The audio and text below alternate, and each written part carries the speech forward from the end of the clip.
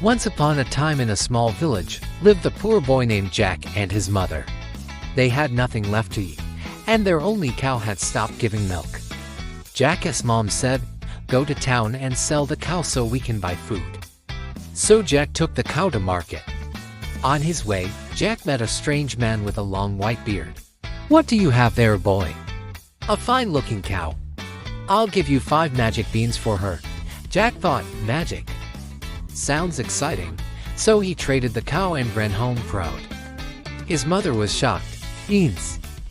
You traded our cow for beans?" She tossed them out the window. But the next morning, Jack looked out the window. Wow! A huge green beanstalk stretched up into the sky. It tickled his nose hairs. So Jack put on his red hat and boots and started climbing. Higher and higher he climbed until he reached a land high in the clouds. There he found a castle bigger than any he'd ever seen. It was made of sparkling jewels and had windows the size of doors. Jack peeked through one and saw a giant woman stirring a pot on a stove that was the size of a small house. She hummed happily. "What a beautiful day. I wish someone would come and play." Suddenly she saw Jack and waved. "Come in, little boy. You must be hungry. I've got stuff for lunch." So Jack opened the door and walked in. "I haven't seen a child in ages. I'll take care of you." She put a giant pot of stew on the table and set Jack in a chair made of polished silver. "You may need a napkin. And here's your very own spoon. It's a bit big, but it'll do."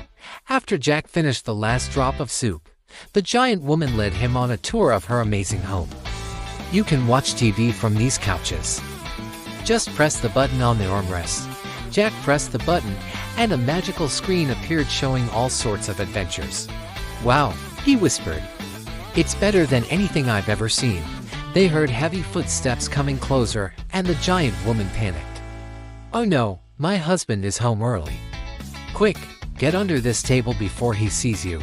Jack hid while she hurried to open the door. In came a giant man with bushy eyebrows and a booming voice. "Fee-fee-fo fun. I smell the blood of a little one.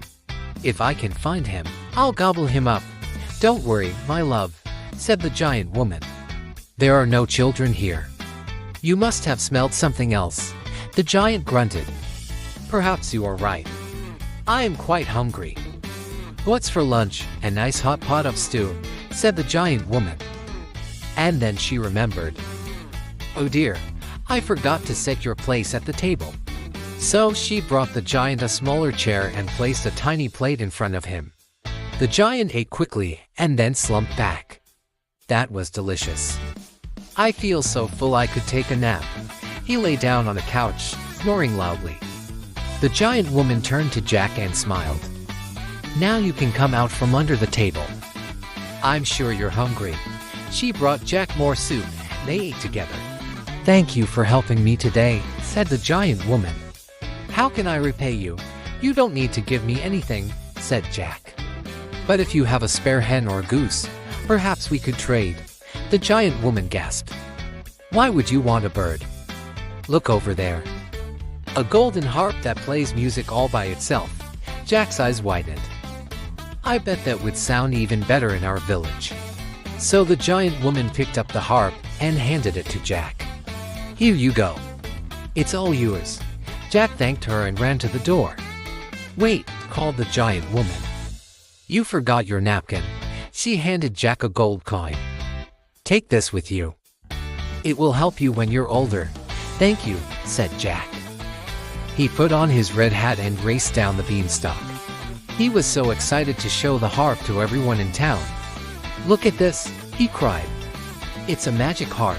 As he walked, he strummed the strings and sang. The harp shouted, "Help! Help! Someone is stealing me." When the giant heard the harp's cries, he woke up and stood up. "I know that song. That's my harp." He stomped his feet and chased Jack down the beanstalk. "I won't let you run away this time. I'm gonna gobble you up and use you as a footstool." Jack ran as fast as he could, but the giant was almost upon him. Just then, Jack reached his house and yelled, "Mom, bring the axe. Please hurry." His mom didn't ask any questions. She grabbed the axe and stood by the door. When Jack was close enough, he chopped the beanstalk.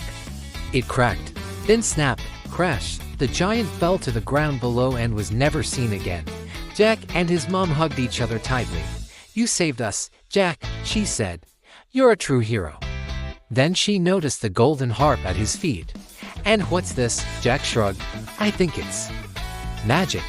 With the hen's golden eggs, they bought food for their village, helped their neighbors, and built a little school where children could learn to read and write. Then years passed and Jack became a strong young man. One day he stood on an old stump and spoke to the children. "I want you to know that being brave is great, but being smart and kind makes you a real hero." And they all lived happily ever after. The end. Thank you for watching.